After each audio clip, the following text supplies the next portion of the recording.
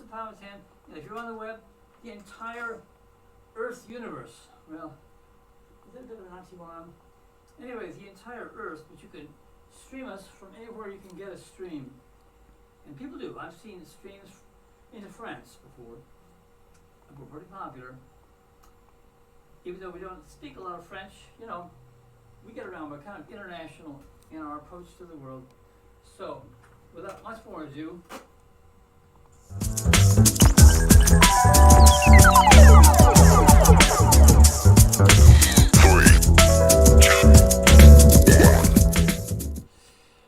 I hope all of you are doing okay today. This is your voice that's going to be in your ear for the next 2 hours. This is the Progressive Soapbox. My name is Jamarl Thomas. Guys, I hope you did okay today. You had a great day. Nothing going on too bad where you kind of hate your life and you want to off yourself because of having a day at work. A company I used to work for, I used to sit there mind-numbingly hating my life, wanting, but it was one of those things of where you worked. I hope that is not the situation to which all of you find yourself and that everything is going all right. And that everything is going all right. As I said, my name is Jamarl Thomas. I will be in your ear for the next 2 hours on this radio station, WRWK 93.9 FM, The Work. I like that last part, The Work. So for those of you who see me online, this is my radio show. I do this radio show on Tuesdays from 5 to 7 p.m. Eastern, and we will be accepting calls in the last 20 minutes at 6:40 p.m. Eastern. We'll give a heads up when it's time to do calls, but I want to thank all of you, so hold your questions. The phone number is 804-464 1089. I'm sorry, I can't see the phone number. Let me see. I'm looking for it. No. Oh yeah, but it's the light's blocking it. All right, so let's do the news. Oftentimes when we're talking about politics, we're talking about stuff that has taken place in this country. We oftentimes lose track of things that are taking place around the world, and many of those things are taking place in our backyard. And one of those big events, there are protests everywhere. Haiti, Iraq, if I'm not mistaken, Honduras, Egypt. Protests abound. Hong Kong. Many of these things have to do with economic realities, meaning class struggles. Struggles in each country, regardless of the political space in the country, meaning you have countries that run the gambit in regards to their politics, each have their fight, each have their struggle. And in our particular situation, we oftentimes get invested heavily into our own thing. One of those places that is still with an economic class struggle has to do with Ecuador. Ecuador has been having massive protests. Now, those massive protests have been sparked over policy that the government of Ecuador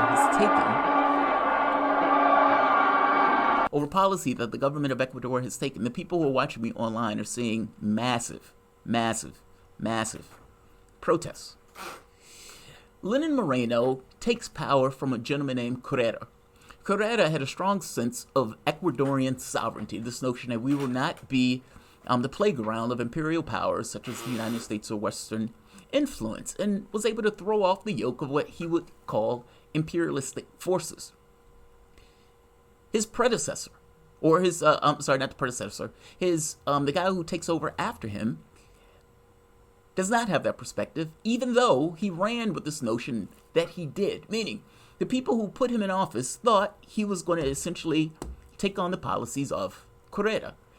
It's not to say that Carrera was an awesome person in regards to Ecuador. It's more so to say that the aspects of him, the public who put Moreno in office thought he was going to essentially continue the legacy of Carrera. Now, I visited Ecuador. I visited Ecuador roughly 2 or 3 years ago, and I've had the conversation about politics with the people in Ecuador. It's not so much that Carrera was a perfect politician, not in the least. And they will have perspectives of him that will be similar to the way that people in this country will talk about politics.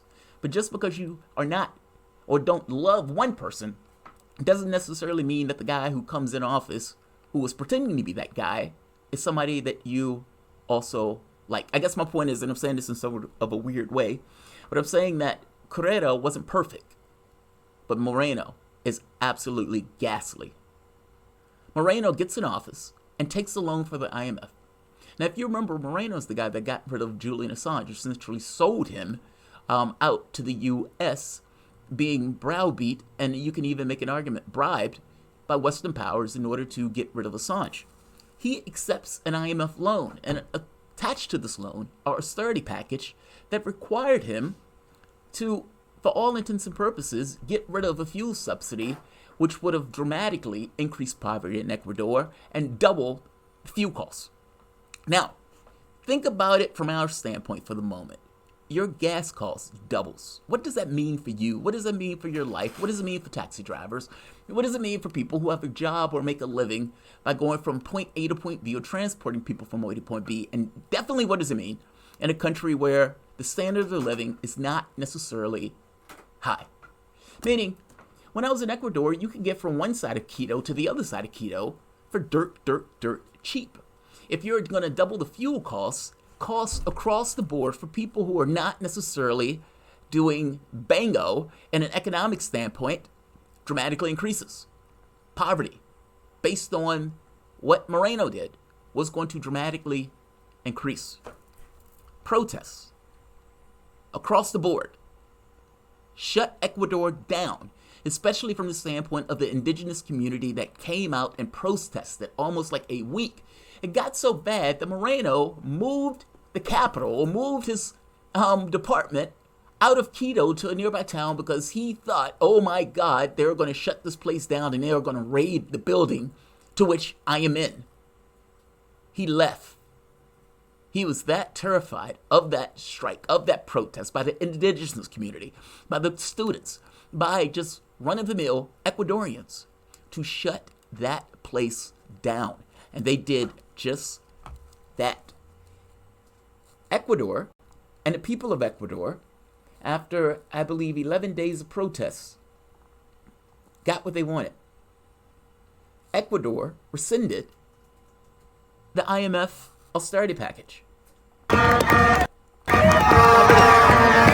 don't know what that's going to end up doing after it's rewritten. But the Ecuadorians were celebrating in the streets. Celebrations all over Ecuador. The workers won. They won. They got what they wanted. Now the question really does become, what does this get rewritten into? Because oftentimes this stuff is fits and starts.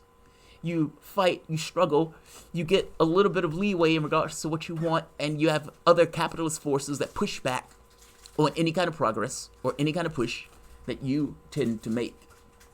I want to start this off because I want to give a kudos to what Ecuador was able to accomplish. All of us, every country, has their struggle. It is not for us in the United States to knock over governments we don't like.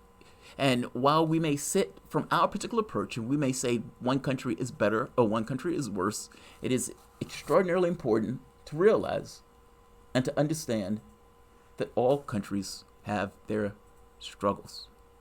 And one very specific struggle, Ecuador, has made progress. I hesitate to say that Ecuador won, but in some respect, you can make an argument that they did.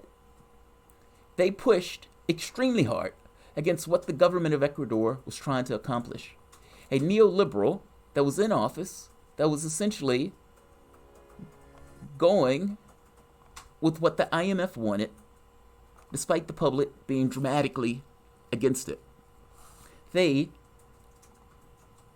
with strikes, with protests, shut that government down, so much so that it was impossible for the government of Ecuador to function.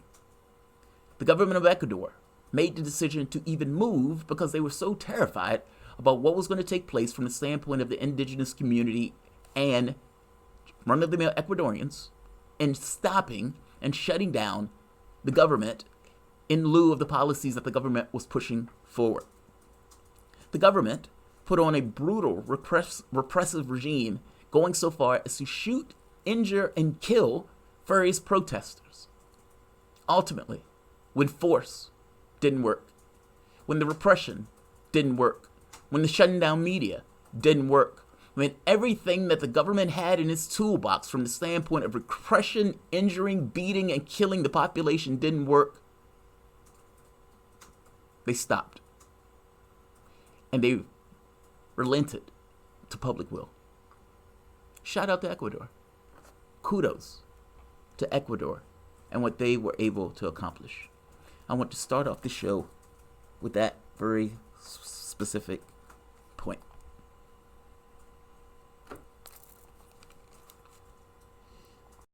Next, I want to give a shout out WRWK.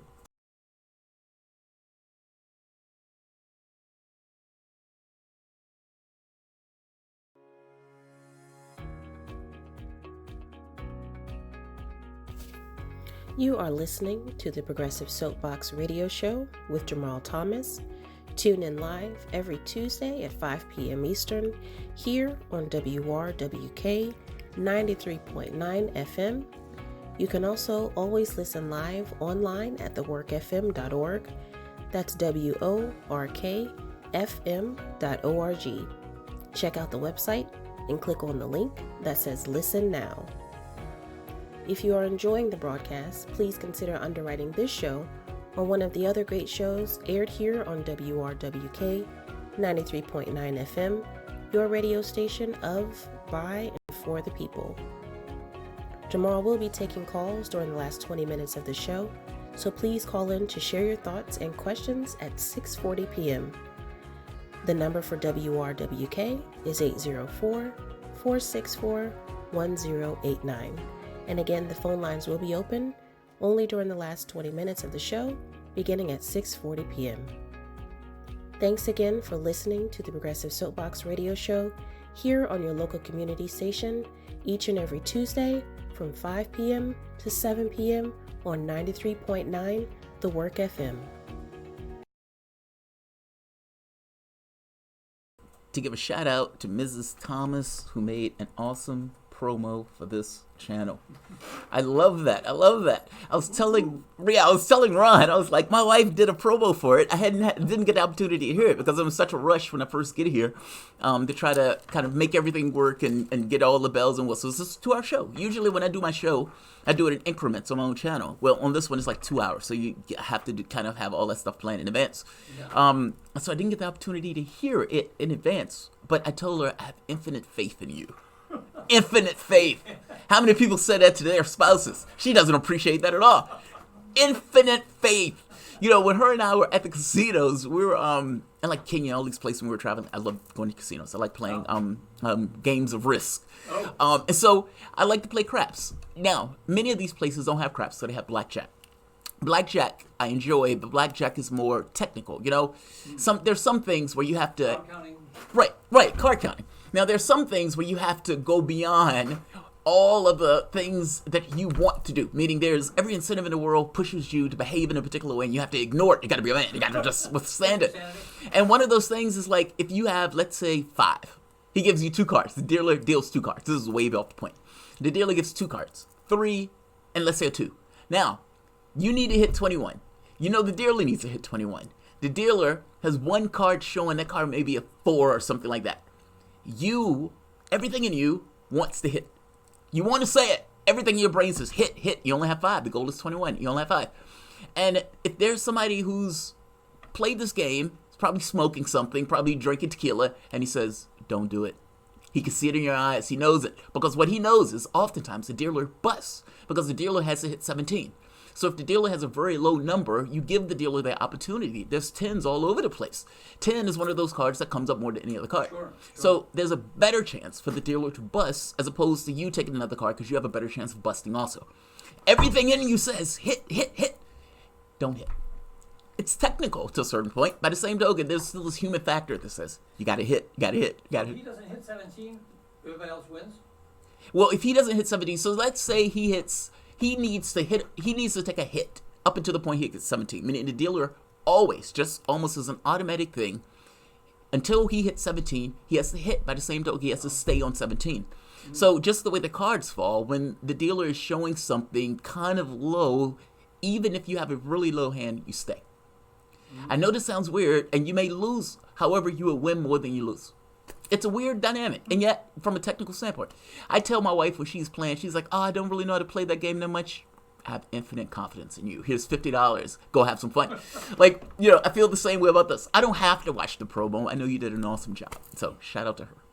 Thank you. She did indeed. She did indeed. Before I go to the other, in fact, the other story, what is taking place today, across the pond, is a Brexit deadline. Now, what do I mean by Brexit deadline? Boris Johnson bets everything there is to bet, that he will get Brexit done by the 31st. There will be no new additions. There will be no new extensions. I will have it done. I will rather be dead in a ditch, his quote, than get a new extension. Well, today is do or dead in a ditch day, because today is the day that Boris Johnson has to get that extension.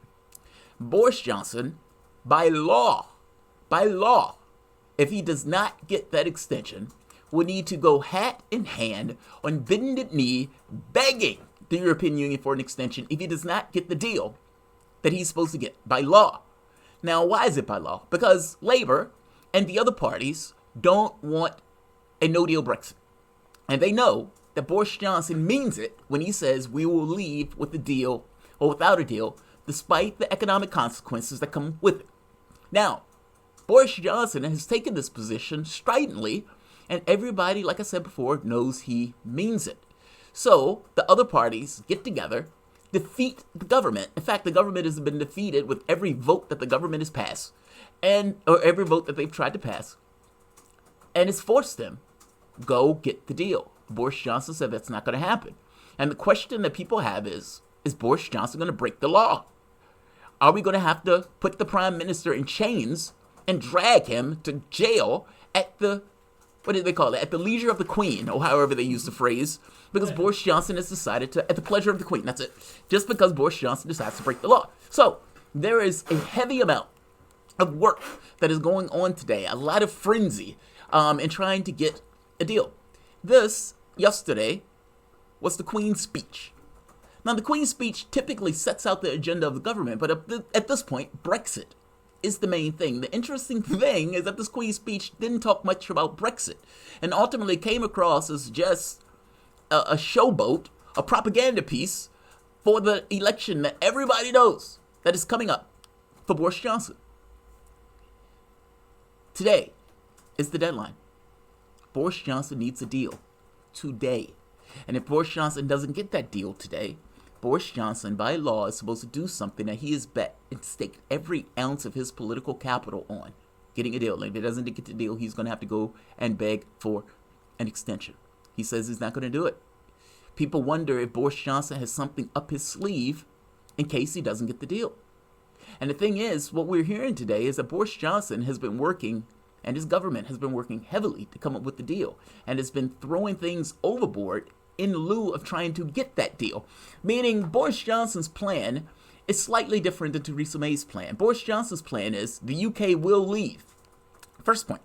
Second point, instead of one border being in Ireland, there will be two. There will be a border in the Irish Sea and a border from the standpoint of Northern Ireland. Now, this, you would think, would be outright unacceptable to the European Union. And to some degree, it has been. However, Boris Johnson knows what I know, that the only way they're going to get a deal is if the European Union full well believes that the UK is going to leave. And of everybody that is in that office, they full well believe it from the standpoint of Boris Johnson. The catch is that the government itself and the public itself doesn't want to do that. And Boris Johnson was elected by, 90,000 Tories in a country of 66 million people? So he doesn't necessarily have the entire legitimacy of the vote in order to do this. By the same token, the UK or the European Union knows he believes it. It means it. If there is a deal to be made, it has to be done with this notion that the European Union believes that the UK will leave with a deal without a deal. And what the European Union knows is that will be disadvantageous to the European Union because it is unpredictable in regards to the negative fallback on the European Union. Boris Johnson is going with this as a strategy of trying to get a deal.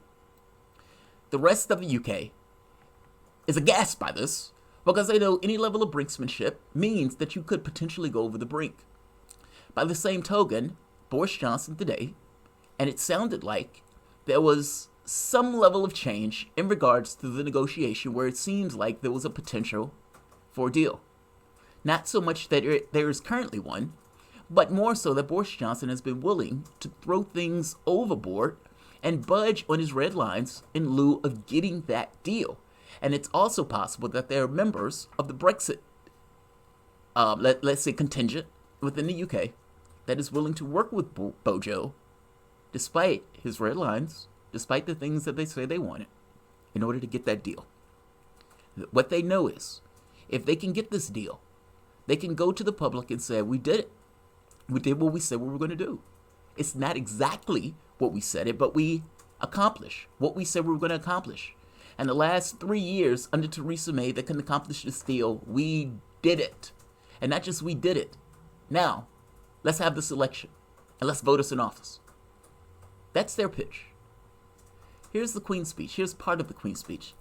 Again, instead of this going towards a notion of this is what the agenda is going to be and this is what Brexit is going to be about and everything else, Bojo knows there's going to be an election, and Bojo essentially used this Queen's speech to start that election campaign. My government's priority has always been to secure the United Kingdom's departure from the European Union on the 31st of October. And then the Queen previewed what Boris Johnson plans as the big things. You know, the wild part about this, I look at this and I think to myself, I want Corbyn to win. I want Corbyn's government to take power. And yet I was always worried about Boris Johnson because I thought Boris Johnson is an amazing campaigner. And between Jeremy Hunt taking power and Boris Johnson taking power, Boris Johnson is probably the one that has the best chance of delivering Brexit because Boris Johnson is willing to take the UK out of the European Union under 31st deal or no deal.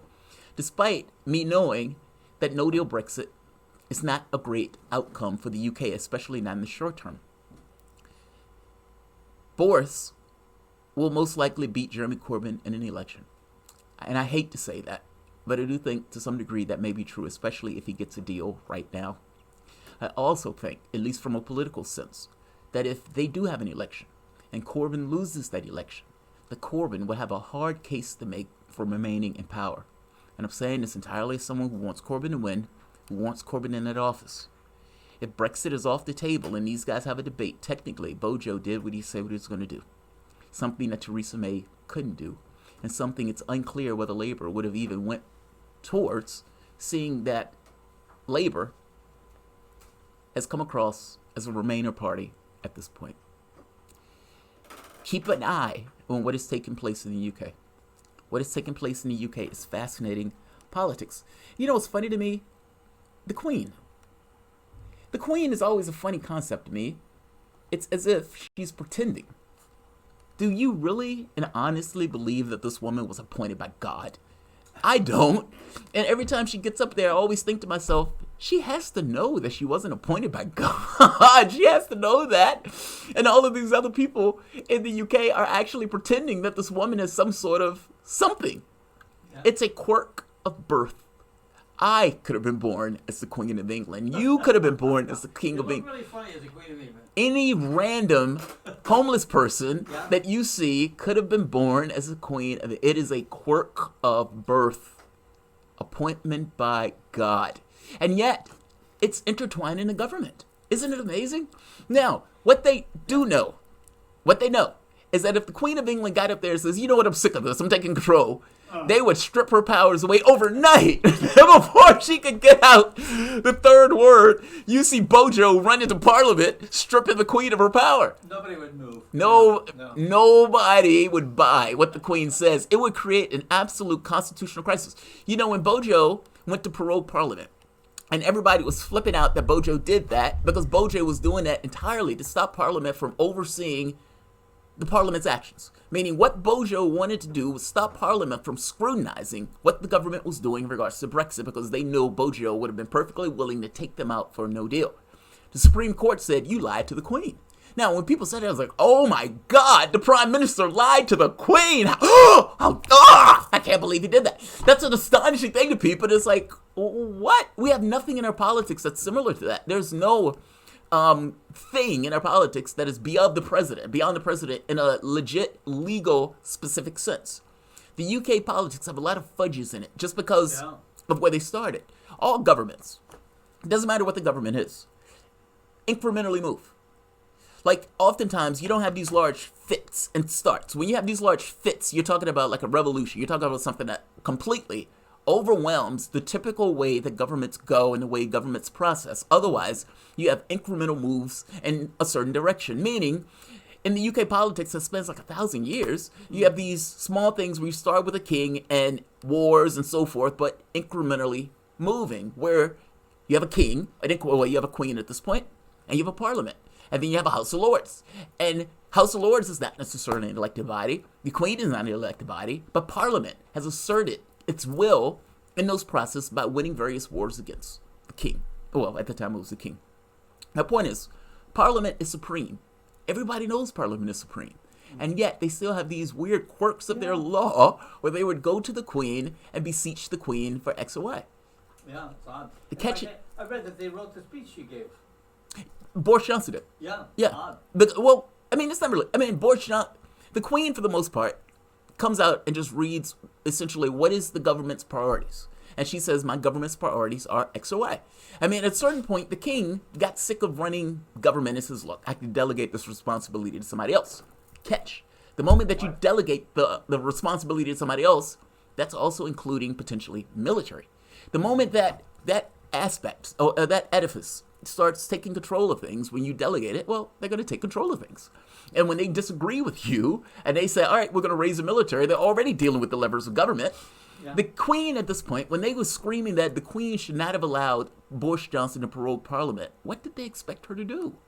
Did they expect the Queen to say, I disagree with the government in doing so? That was an odd one. And what does it mean if the Queen does that? It means it's a constitutional crisis. It means that the Queen is asserting authority over governmental affairs.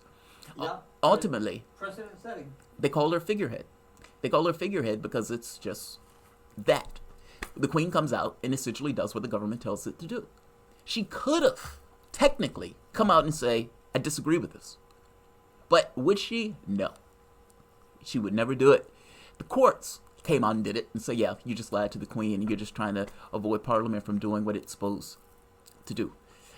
Either way, today is Brexit do or die. And either Boris Johnson gets a deal or by law, he has to go and beg. No calls. No. He has to go and beg. Not till the last 20 minutes. He has to go and beg for an extension. Question is he going to get that extension? Or is he going to get that deal? Is the question. It seems like he has an opportunity, but it's unclear on whether he can do it.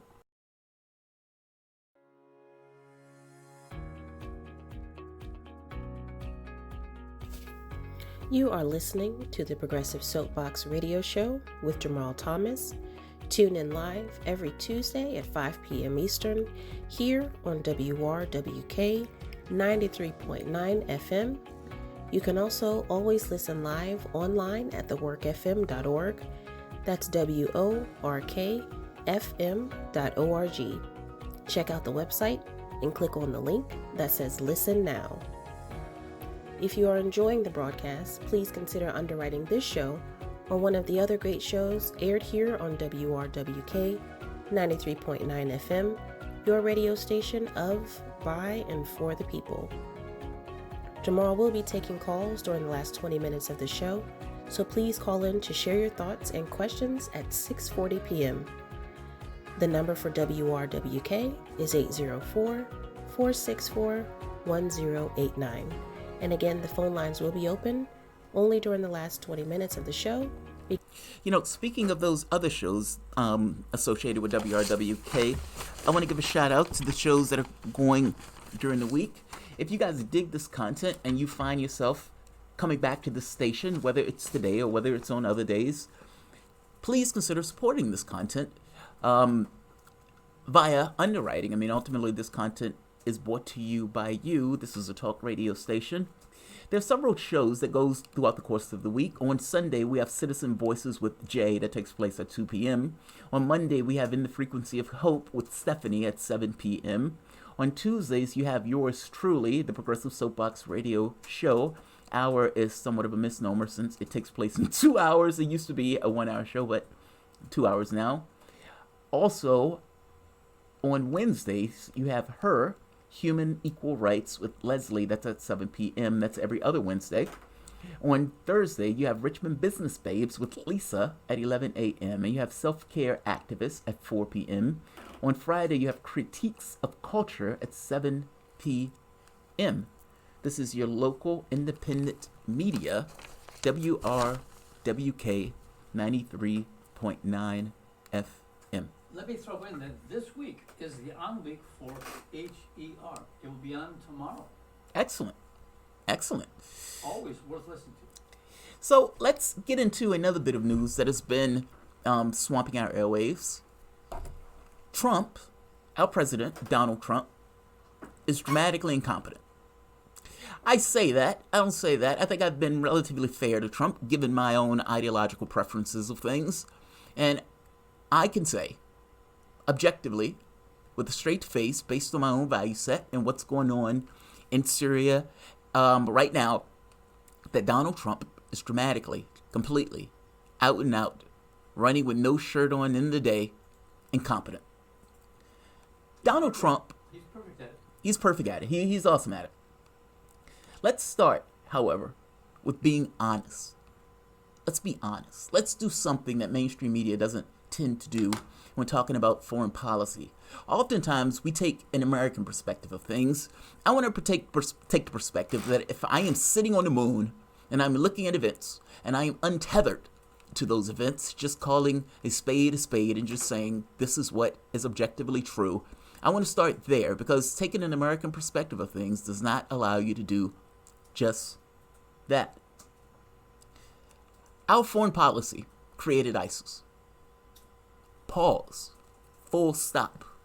The foreign policy of the United States created ISIS. The refugees that are flooding or that flooded into Europe from the war zones that we help instigate completely destabilize Europe and the foreign policy of Europe. That is a result of our foreign policy, especially from the standpoint of the invasion of Iraq. We lost, meaning from the human population, 1 million Iraqis, 4,000 American troops, $7 trillion, and we've been in those countries for 18 years. We've outright set the Middle East on fire. We, with Western powers as if they were our wonder triplets, destroyed Libya. We set that country on fire. Gaddafi was sodomized with a machete, and Hillary Clinton got on TV, giggled like a schoolgirl, I've never seen her happier, and said, "We came, we saw, he died." The problem with "we came, we saw, he died," despite how strong that sounds, they were selling black folks now in Libya because of the complete destruction of that country. Gangs, roving gangs. That country is still on fire to this day. We came, he saw, he died. Unfortunately, it wasn't just Gaddafi that died. It was thousands that died as a result of the U.S. bombardment of that country. For some reason, we believe that death by a bomb is worse than death by beheading. Burning to death and having your kids burned to death, I hate to tell you this, it's just as bad, if not worse, than being beheaded. I don't know what Gaddafi was planning on doing, but at the end of the day, I don't believe that the U.S. intention and Western powers' intentions in that country was for the best. Ask the people who were essentially killed or beheaded or assaulted by the roving gangs that we instigated in the destruction of that country. This is not saying Gaddafi was great. It's just saying that our foreign policy and the way that we completely and outright destroyed that country has not been for the best, and it's not a better outcome. Let's be honest about our actions. Assad is a dictator. Assad is not the greatest of people. By the same token, the civil war that took place in our country, not saying that there weren't legitimate ills and gripes, we helped instigate, we helped push it forward, and according to the New York Times, we were supporting terrorists in that region, meaning there were times where we were supporting ISIS in order to topple Assad. We were supporting terrorists in that country in order to use that terrorism as a battering ram to take down Assad. The argument about terrorism in and of itself has been used as a reason and a justification for the foreign policy of the U.S. We're spending $1 trillion a year. I would make the argument that perhaps we should not be spending that $1 trillion a year in the sense of knocking down governments. We are $23 trillion in debt. At some point, you look at this and say, this has not been for the best to the people of this country. Weapons contractors, yes, I would imagine they did amazingly well. Every bomb that you drop needs to be replaced, right? Obama, in his last term, dropped 26,000 bombs, many of which, no idea who was hitting, and many of which out there killing civilians. There were situations where we were dropping bombs where 90% of the people that were killed were civilians. Our foreign policy has not been to the best of that region, and media has not been honest when talking about our foreign policy in that region. Republican dogma says that the issue with Iraq wasn't so much that we invaded, but was more so that Obama drew down. Their argument is that all of the terrorism and so forth would not have happened had not Obama pulled out. Now, this is fanciful.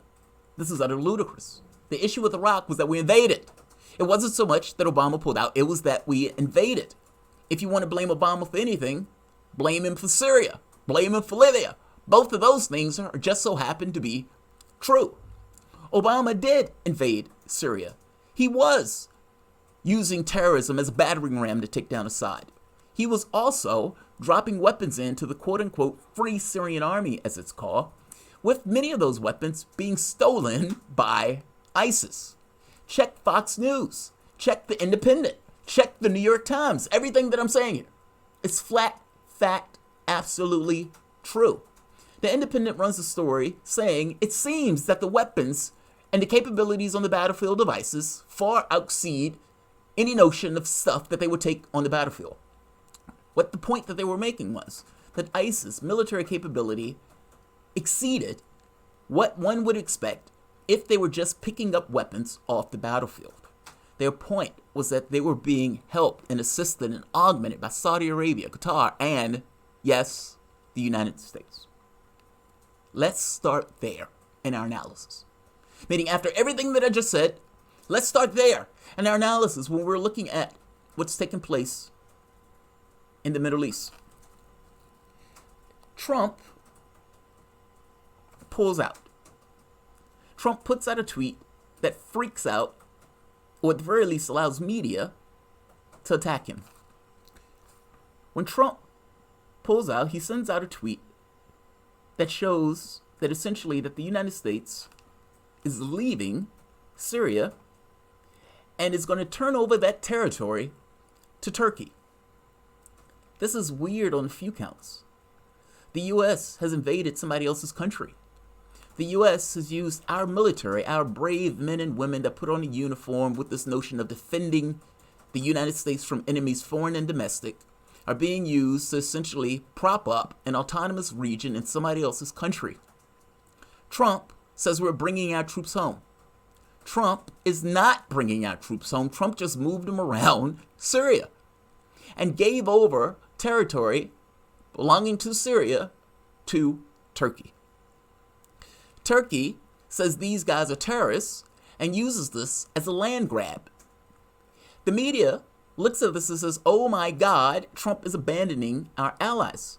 Now, the wild part about this is several things are true at once. You never saw the media looking at the bombings and the killings and the starvation that was taking place in Yemen when Saudi Arabia was out there murdering flagrantly Yemenis with the United States' help. The media had the capacity to be there. The media just wasn't there because the media didn't care. When Obama greenlit that war, the media, for the most part, was outright completely silent and didn't have anything to say about mass, flagrant war crimes that was taking place with our assistance. Trump gets in office and they hate Trump. So now the media is gesticulating. All of these foreign powers are gesticulating in ways that I haven't seen them gesticulate when hundreds of thousands of Yemenis were being slaughtered. Nor did I see these people gesticulating when the United States was assisting terrorists to take down Syria. There was no media cameras during that time. I didn't see any of that stuff. And yet, gesticulation. Everybody cares. Everybody cares about the Kurds. It's not so much that what is taking place is not horrendous. It's more so that the media is picking and choosing what it wants to emphasize by deprioritizing, or for the most part, just not telling its audience the truth about what is taking place in Syria, nor giving them an honest context about what is taking place currently in Syria. Because Republican dogmas that Obama messed up by leaving, and domestic politics forbids Trump from working with Assad because Assad is a horrible guy. And this is not to say Assad is not a horrible guy. It's more so to say, is it the United States' responsibility to topple governments that it doesn't particularly like? And there are a lot of horrible people in the world, including Saudis, who has a totalitarian state, who prosecutes and kills women for the temerity to drive, meaning executes women for driving, put heads on spikes. We have no issue with working with them at all. And yet Assad is a horrible, bad guy. And because he's a horrible, bad guy, we need to topple this government. Question. Since we were supporting terrorists, if you had the opportunity to go to Syria and talk to some of the people that were in Syria and you question them, who do you like most? The head choppers and the people who are raping women and the terrorists that we're backing, or Assad? What I would guarantee you is they was Assad. Because between the two, one is a relatively level of stability when the other one are head choppers and terrorists. Our foreign policy has turned around and literally assisted in strengthening Assad. It is true that the Russians backed Assad. It is true that the Iranians backed Assad, because Iran knew that they were next in the way that the U.S. was toppling governments with our foreign policy. Again, this is no rah-rah for Assad. It's more so a realistic way of looking at the world, of saying that I don't want us $23 trillion in debt and using our military to prop up an autonomous region in somebody else's country. Nor do I want us using terrorists as a battering ram to take down somebody else's country. Both of those things that I just said just so happen to be true. However, there's reality to it also. Despite it being propaganda, it is also true that people are being slaughtered in this region. It is true that Turkey, thanks to Trump, is invading territory that it does not own. Both of those things are true. Because Republican dogma is that Obama messed up when he essentially pulled out of Iran, Trump decides he doesn't want to pull out without having somebody to fill the gap. So in his mind, under his logic, and because working with Bashar al-Assad is off limits, because Donald Trump was called a Putin or a Putin puppet, and that he got in office at the behest of Vladimir Putin, regardless of what Mueller say, Trump says, I need to fill the gap.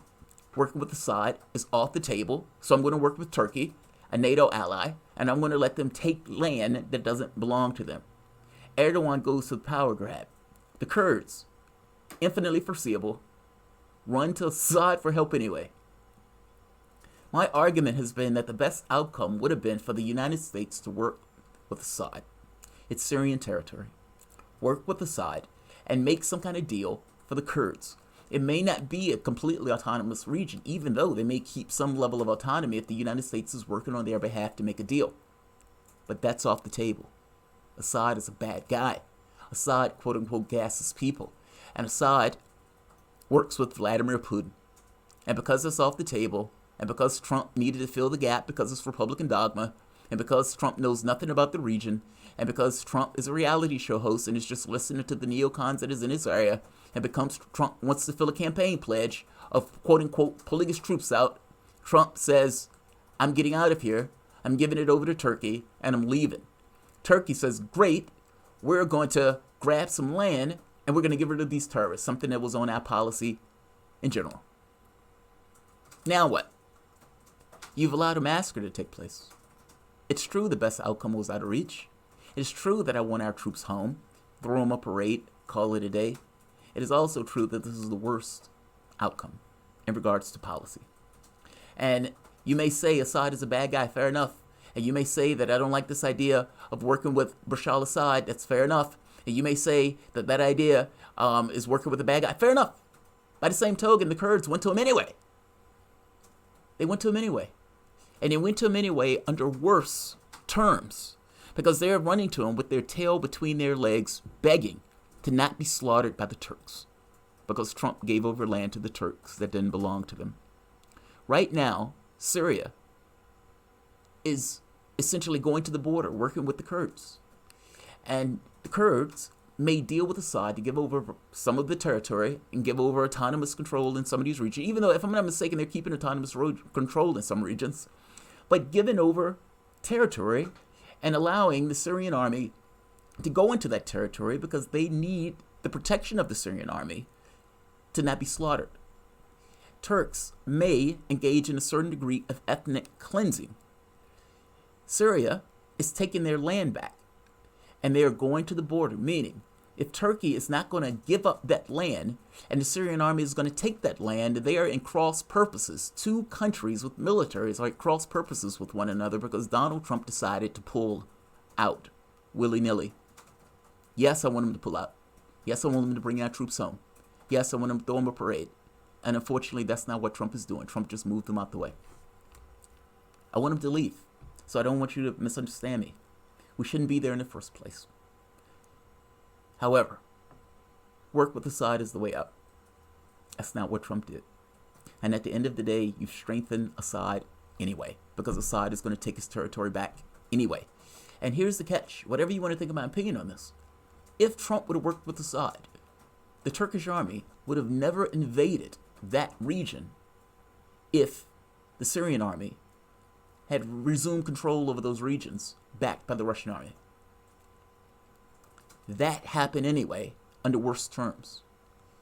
So people may dislike my perspective on this, but my perspective on this is this region is none of my business.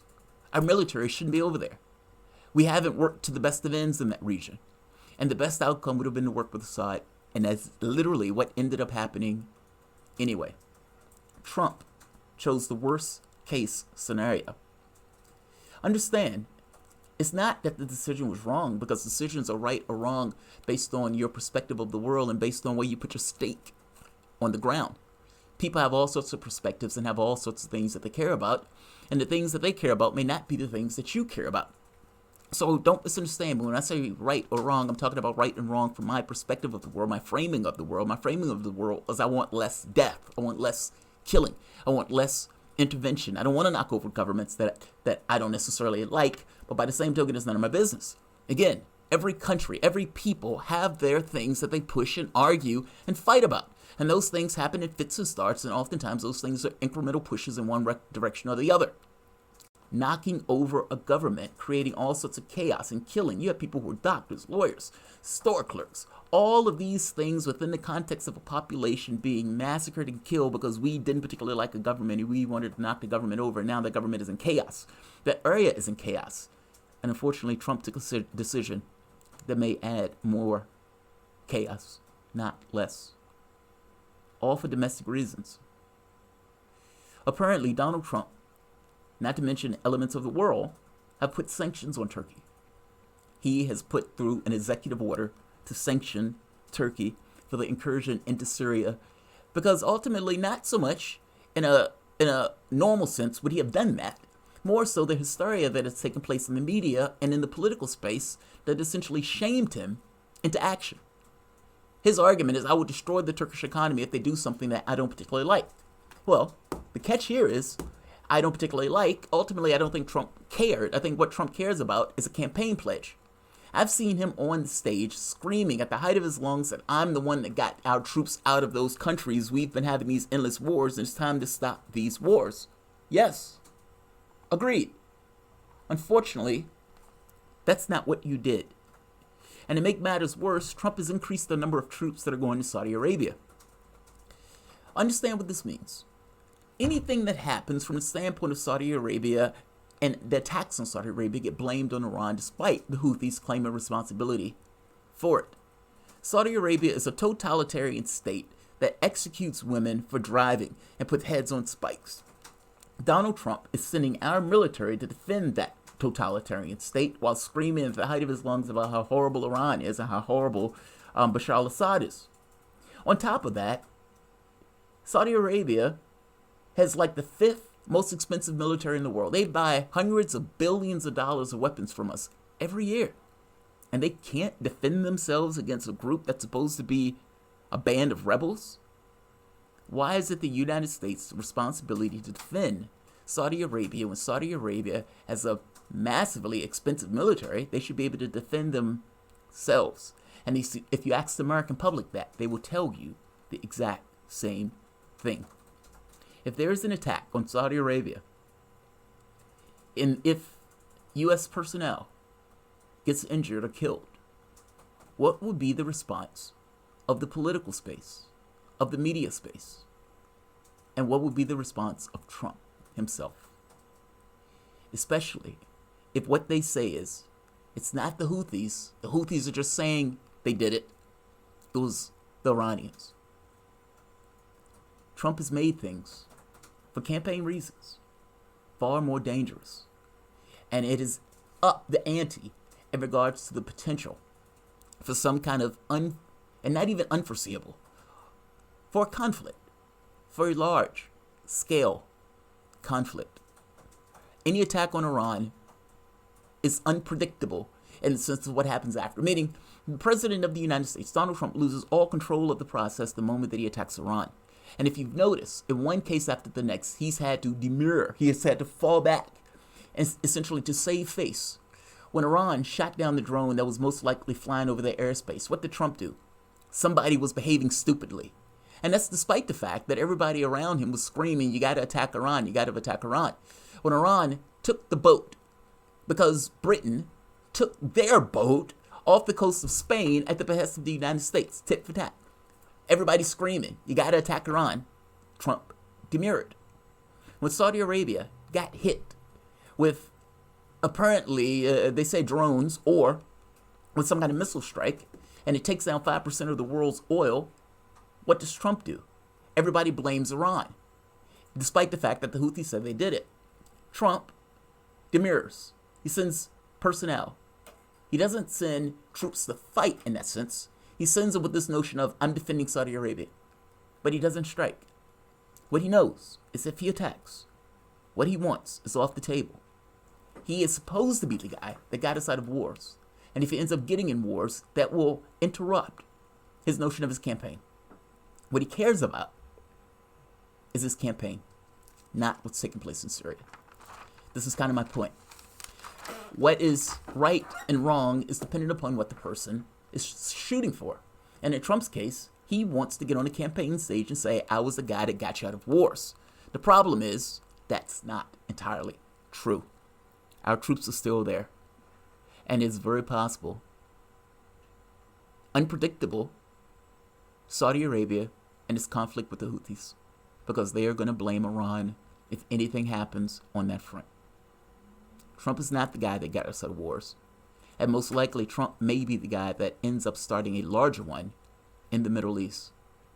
One of the other things that came out in the media was apparently that ISIS fighters escaped in the conflict. I don't know if this is true or not. Media has a certain perspective of the world, and they report stories based on their perspective of the world, not necessarily whether or not it's true. And in this case, they want to go after Trump for this particular issue, so the narratives have to conform to this particular issue. I reserve judgment. The judgment that I do have at this point is that Trump has made things worse. And that if you're going to take Americans out, take them out, bring them home, throw them a parade. That's not what you did. And if you're going to take them out, let's not leave things absolutely worse than what you left them. Our foreign policy objectives in Syria has utterly and entirely failed. Syria has won in regards to this regime change war that we tried to initiate. Iran and Russia has been strengthened by our failure in regards to the foreign policy that we've gone after. I don't care, if I'm being honest, that the that Russia or Syria may be strengthened by this. Again, this is not my region of the world. This is not, for me, in this country, in the United States, to dictate what the world should look like.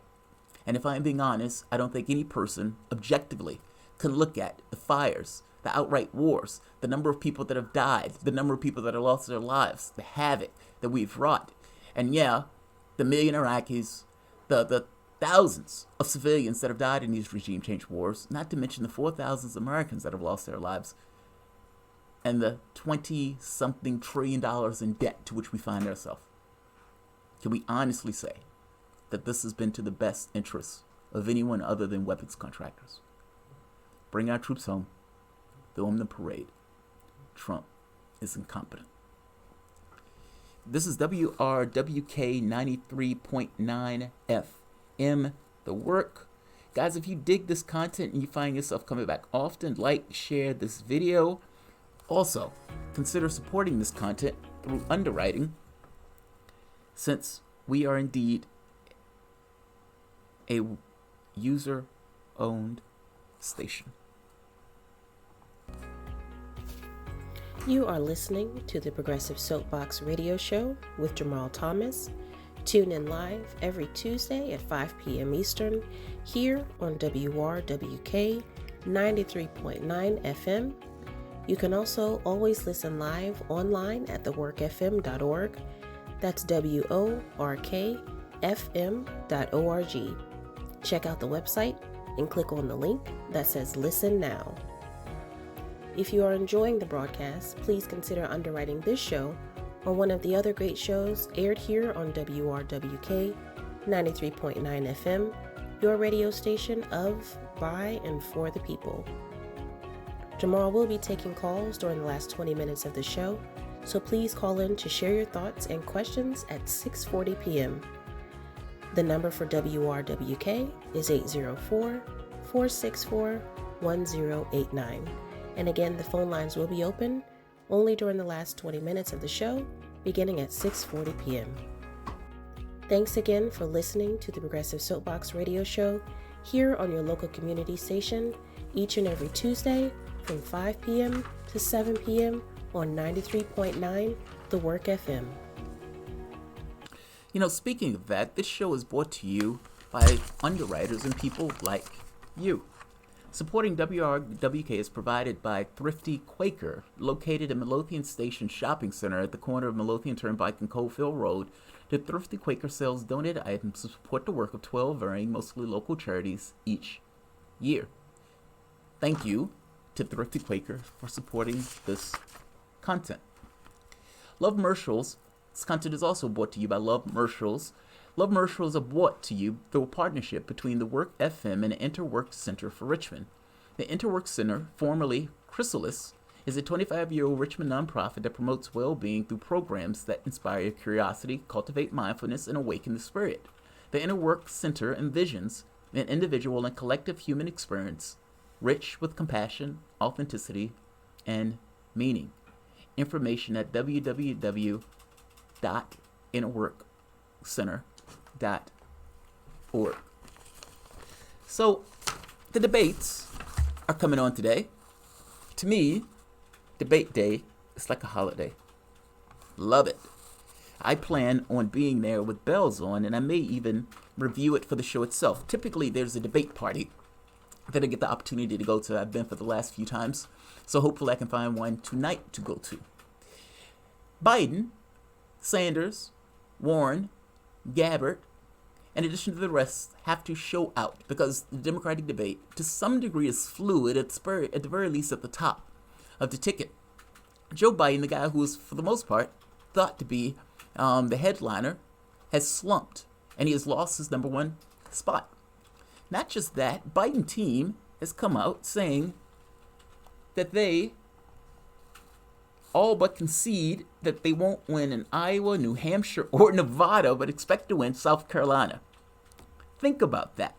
They think they're going to lose in Iowa, New Hampshire, and Nevada, but expect to win South Carolina. What I would put to you is if you lose in Iowa, New Hampshire, Nevada, you will lose this election. the momentum that is going to be given, especially if the person who wins those other states is one individual, the momentum that that person is going to get is going to undermine your notion of electability, which is Joe Biden's main thrust. I am more electable. I am the guy that's going to beat Trump. Well, if you lose the first 3 states, people are going to start questioning whether you're that guy. The electability argument is fickle and is based on all but air, perceptions. What does an individual think of the world? What an individual thinks of the world is, in many respects, based on the media and the people around them. I'm making the point that this notion of electability is not based on anything other than your perspective of what is taking place in the outside world. In many respects, that perception is based on what you see, what you read, and the people who are around you. And many of the times, those people have identical or similar opinions as you. Electability is a fickle mistress and can be decimated the moment that people start seeing, wait a minute, this other person appears to be more electable than you. Think back to Hillary Clinton going against Obama. Hillary Clinton was supposed to be inevitable in that election. And even in the African American community, many people didn't think that Obama had any chance of winning because, from our perspective, he's black and there's no way he would get the chance to win that race. The moment that he came across that, oh my God, Obama can win, what happened? Clinton's chances shriveled up. I'm saying that Joe Biden, electability is a fickle mistress. And if he and his team is actually conceding all of those states, believing that they will win South Carolina, what I would put to you is it will get harder and harder to win when people realize that you are, and potentially, can lose. Electability is a fickle mistress. The debates are taking place tonight. The New York Times ran an article asking, and this wasn't an opinion piece, what exactly is Tulsi Gabbard up to? Well, that's interesting. The byline itself tells you everything you need to know about this article, as she injects chaos into the 2020 primary by accusing her own party of rigging the election. An array of alt-right internet stars, white nationalists, and Russians have praised her. New York Times, objective, just called a woman who fought in our armed services a Russian plant. Think about that. The paper of record has just called one of the candidates that is running to be president of the United States a Russian plant, and it doesn't get worse than this byline. On CNN yesterday, they called Tulsi Gabbard a Putin puppet, a Russian agent, with a very modest pushback on one of the moderators on CNN that essentially put out those slanderous terms. A woman who fought in our military. The reason they're calling her this is because she ultimately has a foreign policy that says, let's stop these interventionist wars. And because she says that, they say, well, if you stop the interventionist wars, then you are helping Vladimir Putin. Ergo, if you're not supporting the terrorists when they try to take down Bashar al-Assad, you are working as an agent of Russia. This is a ludicrous proposition, and they would say this out and out, loud mouth, without any hesitation, because they know the pushback they would get at most will be modest. Lord knows, I wish, you have no idea how I wish I would give anything to be on set of CNN when somebody says such slanderous, outright nonsense like that. And yet that goes for analysis on CNN. CNN will be hosting that debate tonight. A capitalist corporate organization that only seeks to maximize their profit and will use this debate to do so will be hosting the debate. This company will be having ads. Those ads may be drugs, maybe military, maybe something else. But ultimately, they have an incentive, just based on their financial biases, to support some candidates over others, because, after all, some candidates will be directly against their interests in regards to what they push for in policy. We in this country allow a media organization, again, that is going to maximize their profit off of our political space. We are supposed to be going out trying to choose a candidate. We are looking at the debate to make that choice on the candidates. The questions that are asked, that are coming from CNN, or in coordination with the New York Times, The same New York Times that wrote the smear piece about Gabbard.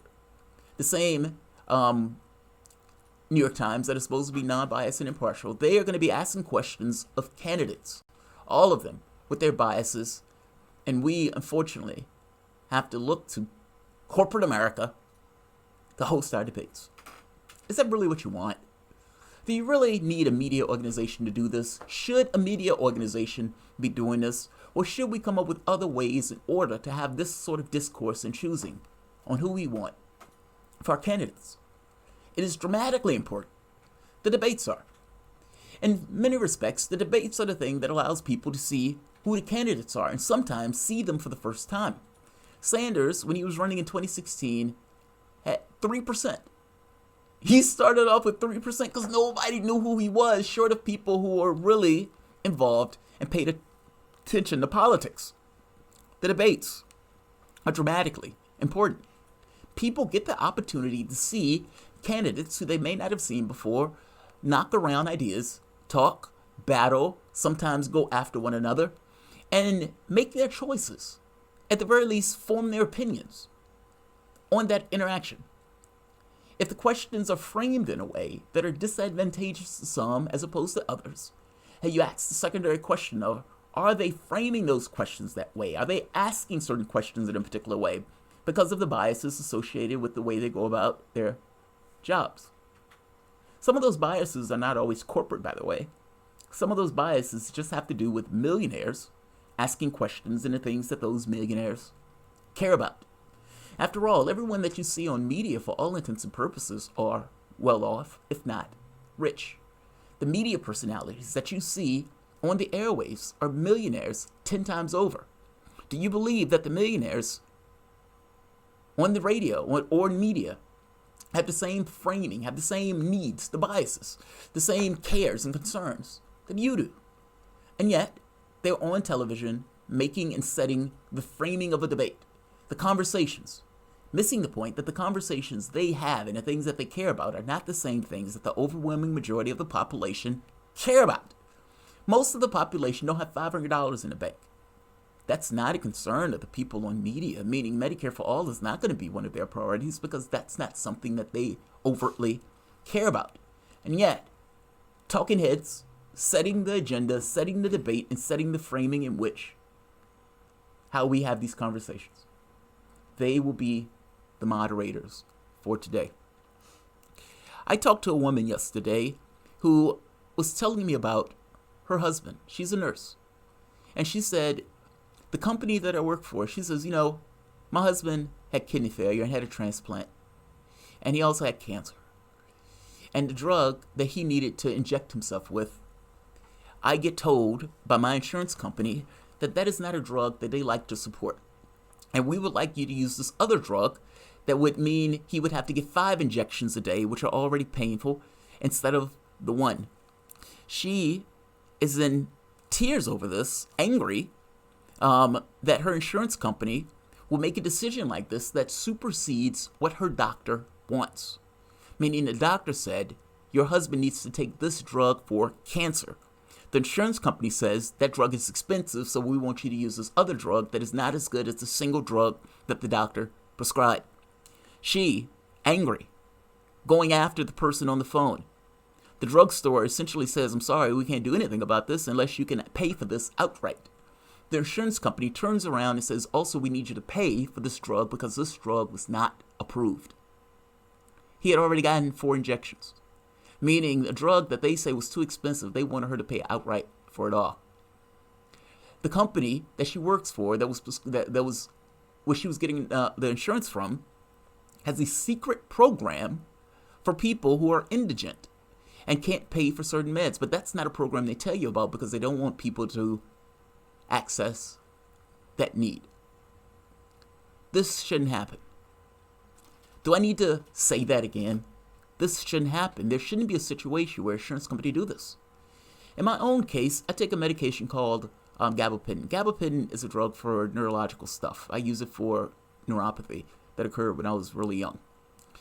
When I was in Egypt, I could buy Lyrica over the counter in boatloads, and I did buy Lyrica over the counter in boatloads because when I was traveling, I was going to be gone for a while, and I need to have access to the meds. Between Lyrica and gabapentin, Lyrica seemed to work better. I get back into the States, and a medication that I could buy over the counter in boatloads, my insurance company says, yeah, we don't like you using that, and we prefer you to use the other one, and so we are not going to allow you to get that drug. Oh, and also, by the way, we don't like you using a pharmacy that you're using, so we need you to switch pharmacies. Supersedes what my doctor prescribed, and tries to supersede my own will and where I want to go to purchase my drugs. This is not singular. This is not something that is random or rare. There are 300 million people in this country, and many of which, every day, deal with similar, if not the same situation to which I or the woman who I just talked about deals with. My wife makes the choice to not go to the doctor because she doesn't want the bill.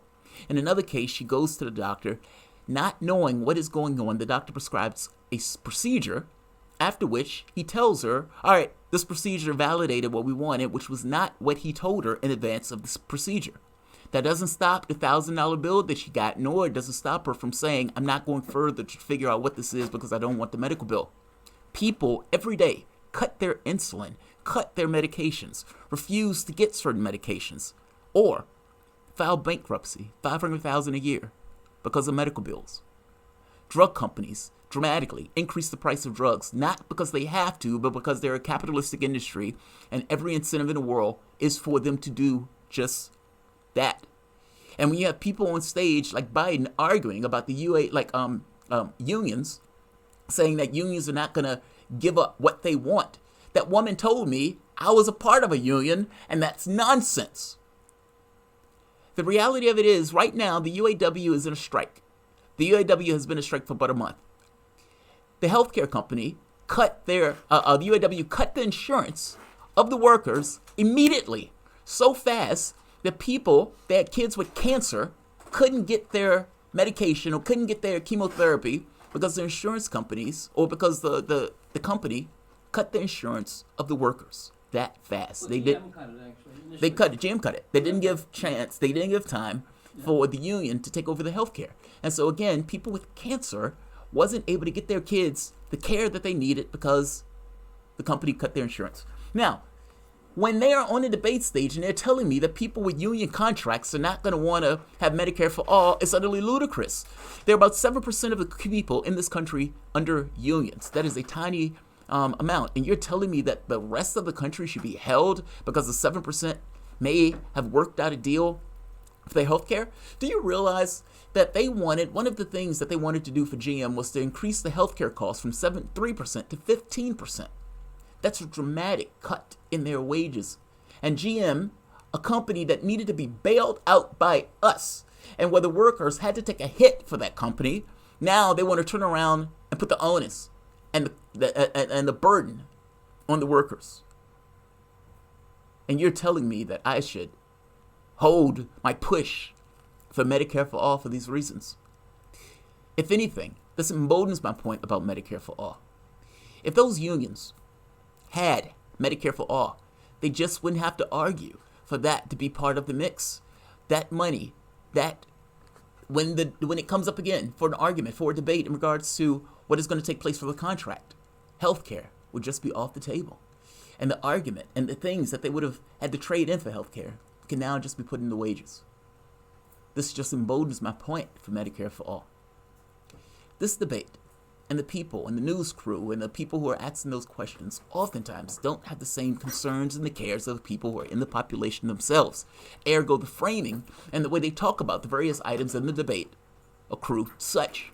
Not to mention, they have a journalistic, quote-unquote, incentive in order to ask certain questions in certain ways to create controversy or chaos. It has less to do with trying to find solutions. It has less to do even with the political space of trying to come up with the best outcomes. Incentives matter.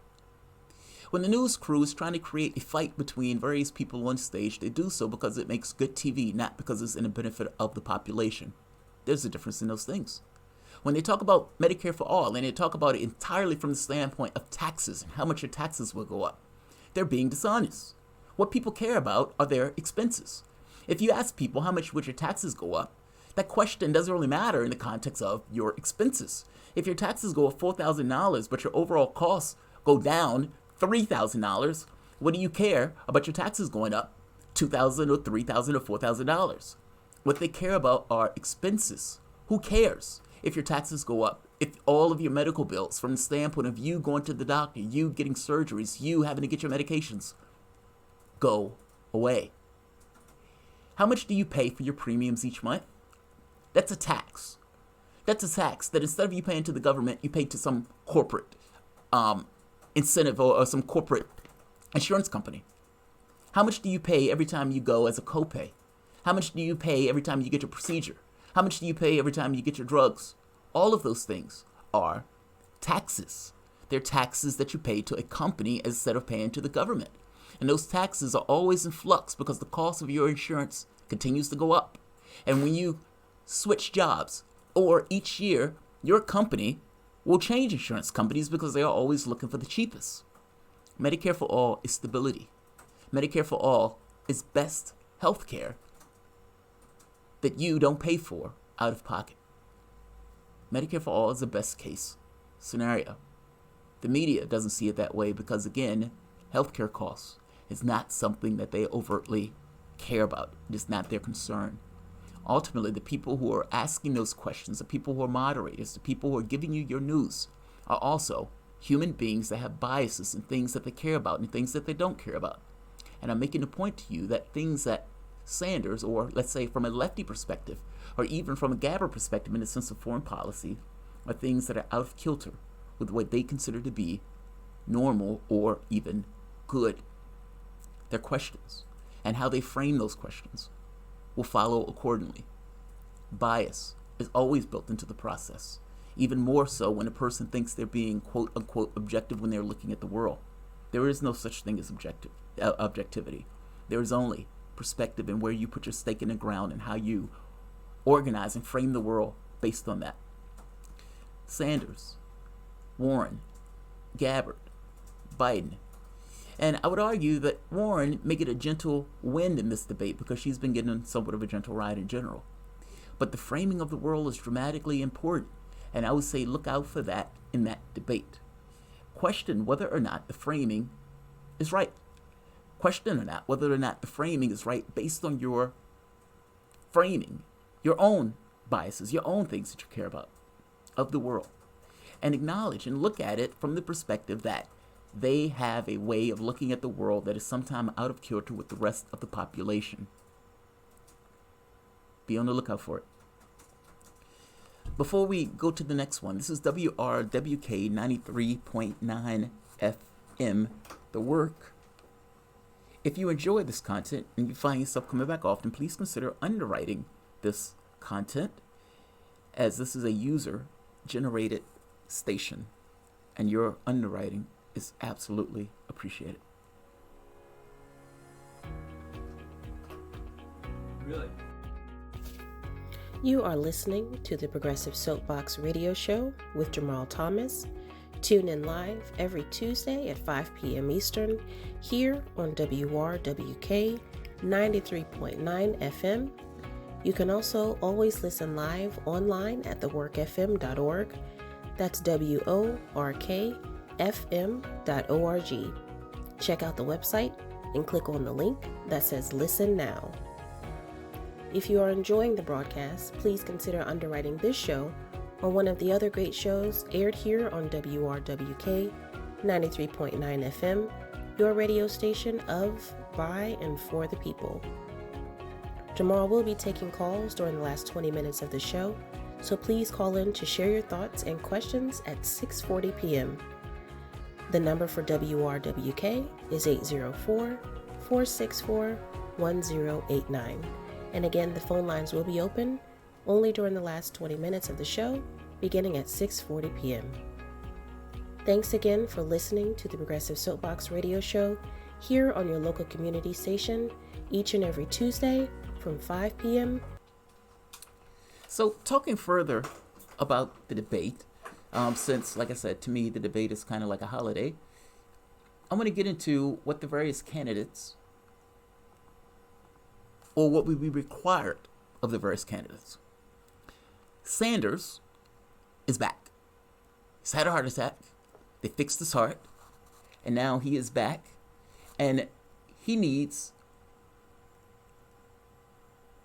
to be able to he needs to be able to do a few things, actually. One of those things has to do with health.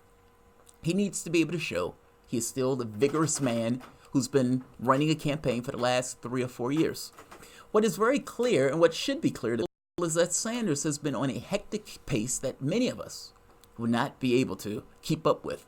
And he was doing so with a heart that was depreciated in its output, meaning he was having chest pains and he was having difficulty over the course of the last year or so, but he pushed past it and ignored it. I would have done the exact same thing. His heart, in reality at this point, however, asserted itself, and Sanders, in Nevada, had to get it fixed. He was out of the campaign for a while. He is now back, and he will have his debut on that debate stage with the other candidates. He needs to show the American public that A, he is all right, but B, he also needs to distinguish himself between Warren. That any truce that these two had at this point, right now, immediately, has to be over. Sanders, in an interview recently, made the first distinction between himself and Warren, saying that she was a capitalist to her bones and he was not. Great. Let's not stop there. And in fact, if you're going to do anything in this race, you need to ensure that you don't stop there. For one, I think it's important, and one of the distinctions to make has to do with Medicare for all. The truth of the matter is that Warren, even though she talks about Medicare for all, is not on board for Medicare for all. When she talks about it on the debate stage, she mentions it, and she talks about it in theory. But theory is different than practice, and practice is the thing that matters. She has had an amazing campaign strategy in hiding under the wing of Sanders, essentially claiming and pretending to be a one-to-one. And if people are looking at this, they may say, okay, she's a woman, that's great. She's younger, that's great. She didn't just have a heart attack, that's great. Close enough. Well, for Sanders, you need to get across to people that despite many of the neocons on the debate stage and many of these right-wingers on the debate stage, and just because it optically looks as if you guys are similar, that in real-world terms, you are not. There are massive trust issues with Warren, going back to the things that she said about her history. But that doesn't go just to the things she said about history even now. Medicare for all is my litmus test. And Warren, despite being on the debate stage, will talk about Medicare for all. But when you get her on one-to-one or on campaign stages across the country, she says something different. Medicare for all is a specific bill. It is a legal text. There's a version in the House, there's a version in the Senate. Listen to Elizabeth Warren talking about it despite what she says on the debate stage. Plan on health care. Are you going to have your own plan? I support Medicare for all. I think this is a good plan. And look, I support a lot of plans. She's making the point that she supports many plans. But again, Medicare for all is a very specific thing. It's not a many plans thing. It is specific. Things that people have come up with when they're good plans, let's do it. This isn't some kind of contest. I got to think of mine first. It's what's best for the American people. This is that I need something to evaluate. When Warren put out her health care plan, Medicare for all was not on it. How do I evaluate a health care plan when the person didn't put out a health care plan? If she's on a debate stage and she's talking about Medicare for all, why wouldn't you, as Bernie Sanders, bring up the fact that Warren is not for Medicare for all? This truce at this point needs to be over. And if Sanders is legitimately trying to win the race and just not pushing the candidate to the left, this needs to be brought up. It's not enough to say she's capitalist to her bones. It is also important to make a distinction between who you are and who she is to undermine the strategy that she has as if you two are one-to-one quantities. She's just a cuddlier version of Sanders. It matters. She is not for Medicare for all.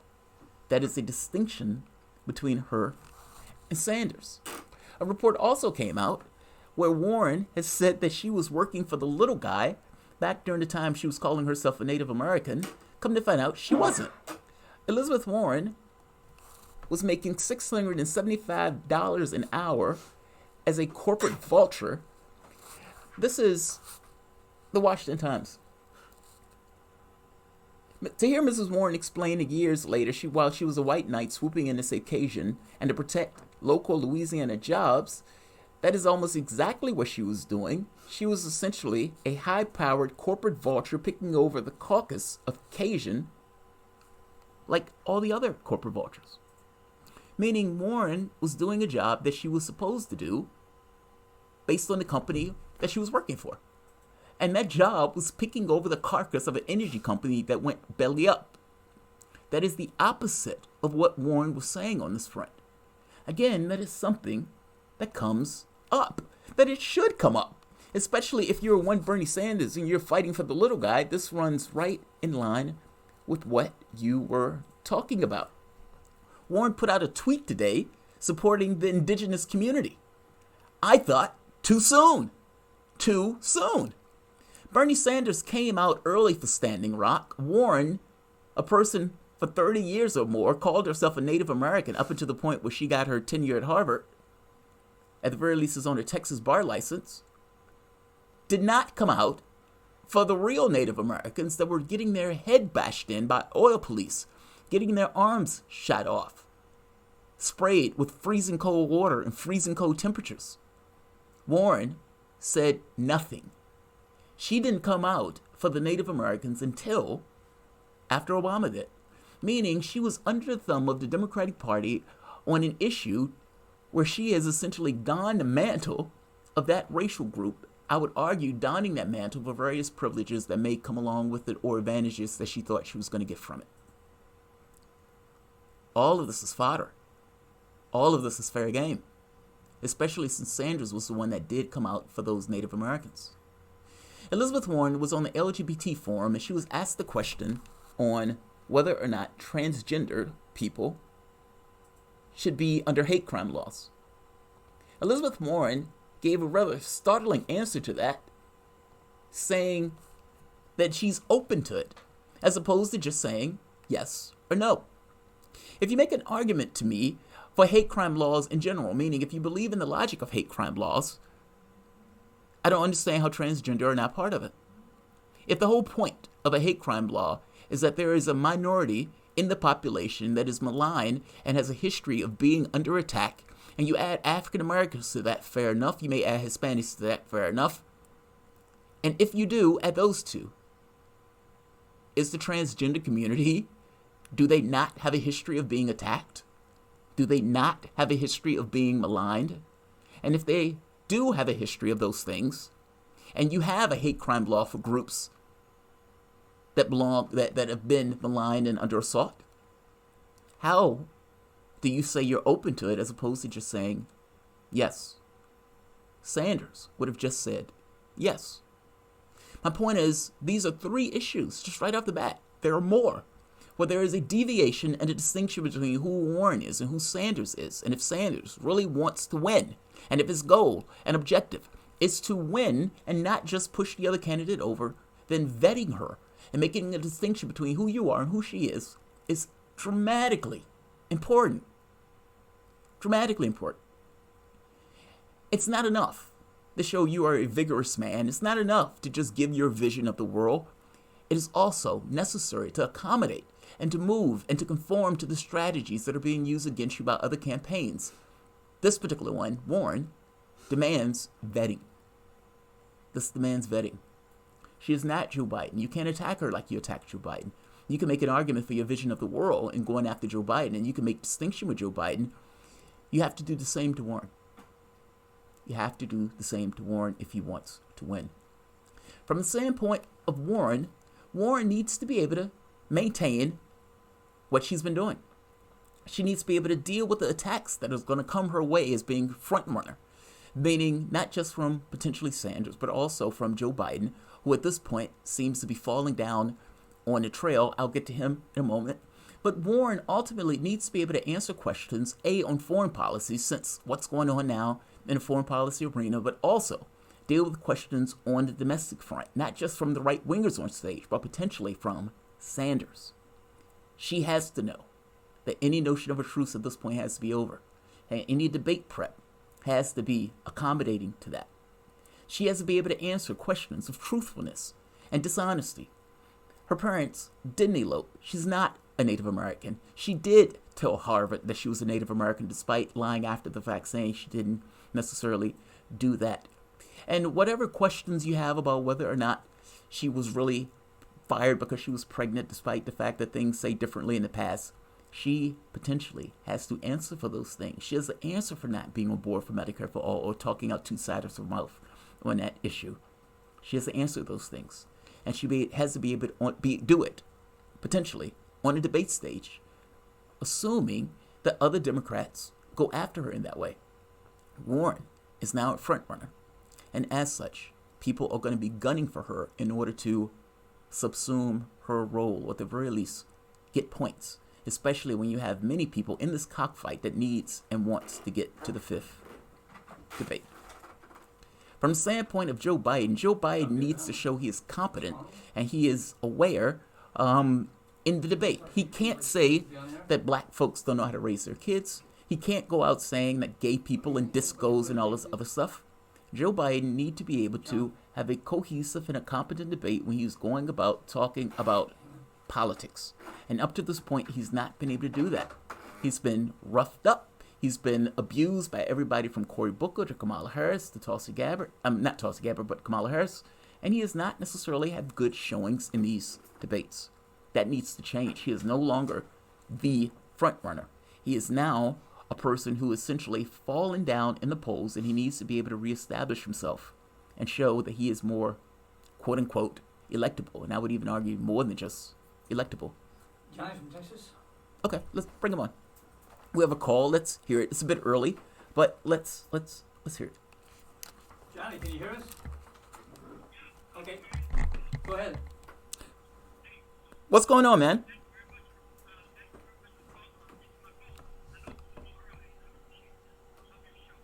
Thanks, man.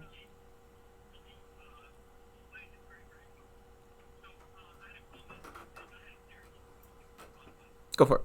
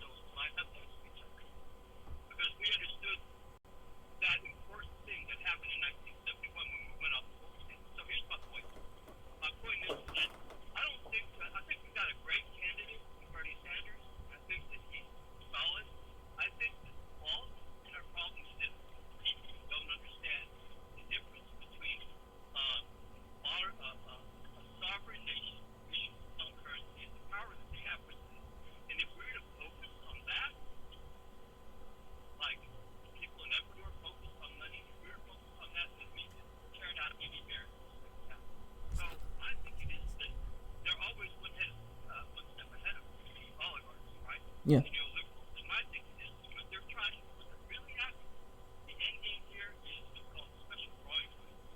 What they want to do truly is make one currency so that they can rule the world and tear down sovereign nations. So I think. You know,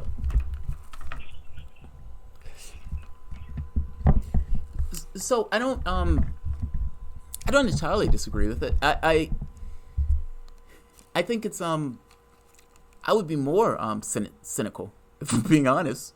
I mean, think of some of this stuff is the way we think about this stuff. So I agree with you on that point. If you think back, if you remember when Donald Trump made the decision to essentially allow for all of those workers, when he said, I'm going to build a wall, and I'm going to go so far into trying to build a wall that I am going to be perfectly okay with disallowing people getting jobs, meaning getting paid. Because if you remember, he shut down a part of the government, and in shutting down that part of the government, essentially people weren't working, and those people decided to go to work anyway. Those people, in their right mind, should have said, screw that, and stop working. Because if you remember, it was entirely dependent upon them for the airfare, for the airports to work. If those people stopped working, the airports would have literally stopped almost overnight. They didn't do that. Even in a situation where they had the potential to stop working and to bring this society to a halt and start making demands and everything else, they didn't do it. They still went to work because they thought it's our job, it's what we're supposed to do, blah, blah, blah, blah, blah. Donald Trump didn't care about those people one iota. And he was perfectly okay with trying to, quote unquote, fulfill a campaign pledge if that meant that they weren't going to get paid and they had lost their jobs. Meaning not lost their jobs, but lost their ability to take care of themselves. He didn't care. I guess I'm making the point that the society and the people in the society and the workers in the society should, in some respects, take control of that. Meaning, I agree with you. There should be more emphasis on this notion of strikes and whatnot. And if you notice, there are various places, meaning teachers or the strike that's taking place at the GM auto plant, but not necessarily as a cohesive bunch. You would have people who are striking who are part of either women's organizations or gay rights or African Americans, but again, not necessarily as a coordinated effort to essentially stamp out or to assert a certain strength of a proletariat. Sanders is a focal point for that. And Sanders, to some degree, has been trying to do that in the sense of political revolution and whatnot. But you almost need a political spark and a spark outside of that. So something like an Occupy Wall Street was an amazing opportunity if Sanders was in office. And you think to yourself, what would Sanders have done as opposed to what would Obama have done? And what would have been the change in our society as a result of that in and out effect, where you have a political space that is receptive to the domestic space. We haven't had that. I mean, we're talking about something like the FDR stuff. Sanders would be something different on that front, and he would be receptive to it. The people of Ecuador rose up when it got to the point where their living standards would have been so dramatically hurt that they had nothing to lose other than to rise up. Even if that meant putting their bodies on the line and being shot and killed, they still kept coming and they didn't stop. What would it take for the United States to do that? 95% of the wealth under Obama went to the top 1%. Let me repeat that. Obama has admitted to such. 95% under the wealth under Obama went to the top 1%. If that wasn't enough justification for people to rise up and strike and shut this country down, I don't know what is. Things, unfortunately, typically have to get worse before they get better. And that's just kind of the way things typically go. Ultimately, people are terrified about their living situation. I need to pay my bills. I need to pay my rent. I need to make sure I can pay for my kid. All of these things, all of these pressures push people to continue and to attach themselves to jobs and to work longer hours for less pay. Despite the fact that many of these jobs are being shipped overseas, they still cling to this. And then you have an ideologue or a person who gets in office, a neo-fascist or a mini-fascist, and tells you that the issue here are the immigrants. And you have a Democratic Party who turns around and says, no, the issue is not the immigrants, the issue are the Russians. Everybody in the political space is pointing to somebody else as the culprit, as opposed to the system itself that would allow our industry, our country, to proceed the way it proceeds. I don't know what it takes to stop it. And I don't know the levels, Ron. I don't know the levels that you have to get to. I don't know the levels you have to get to. Dude, I want to thank you for calling in. I really do appreciate it. The number is 804-464-1089. 804-464-1089. John, thank you for your call. I appreciate it. The last two people who I want to get to, and I'll be swift. Joe Biden. Joe Biden needs to remain competent. The later it gets into the night, it seems that Joe Biden's competence degrades. Sundown Biden. That's what I've been calling him. Because the later he gets, the weaker he gets. Joe Biden has said black folks can't take care of their kids. And this after having a drug addict son. I don't know if Joe Biden is going to be able to remain competent, but I will tell you this, he is falling down in the polls, which means that he can't take this position of, I'm just going to talk about Trump. He has to some degree be assertive in dealing with the other people who are in the race. That is not something that it seems like Joe Biden has been able to do, and he seemed to agree, so I got to be honest, to some degree be out of it. The question becomes, do anybody in the race, I'm looking at you, Julian Castro, bring up the drug addict kid that was able to get a job in the Ukraine in oil and gas while having no experience in oil and gas, making $50,000 a month? If every drug addict was able to get a job in the Ukraine like that, this country would be, at the very least, a far wealthier place. But most drug addicts don't get jobs like that. And the irony of this is that Joe Biden, throughout his career in Congress, has worked assiduously with people on the right, many out-and-out racists, people like Strom Thurmond, in order to lock black bodies up and put them in cages for longer. When Bill Clinton signed that legislation in order to change our criminal justice system, a study had been done to try to understand and ascertain why African Americans were in jail for longer jail sentences than their white counterparts. And what they found was that the disparity between crack and cocaine, even though for the most part these are the same substances, was responsible for this disparity. There's a part of this also that cops tend to lock black folks up faster and for longer sentences. Bill Clinton knew about this, and Bill Clinton still signed it anyway because of quote-unquote triangulation. And one of the cheerleaders for this was one Joe Biden. Look back at the old records in regards to Joe Biden's speeches. Joe Biden had been one of the main people pushing in order to put black bodies in prison over the years. And he ends up with a drug addict son. That's great. His drug addict son didn't spend time in prison in the way that he was trying to get their people locked up or others locked up. And not just not being put in prison for being a crackhead. Apparently he didn't listen to enough record players. No, he gets a job in the Ukraine in oil and gas. Hunter Biden comes out with a real inconvenient interview where he says, hey, I'm going to stop being corrupt. And you can trust my dad, if he gets in office, that I won't be corrupt anymore and I won't be working at these companies taking advantage of essentially what my dad was able to do. Interestingly enough, I want you to listen to, for the moment, Ryan Grimm, out and out straight edge reporter, talking about Joe Biden's history in politics.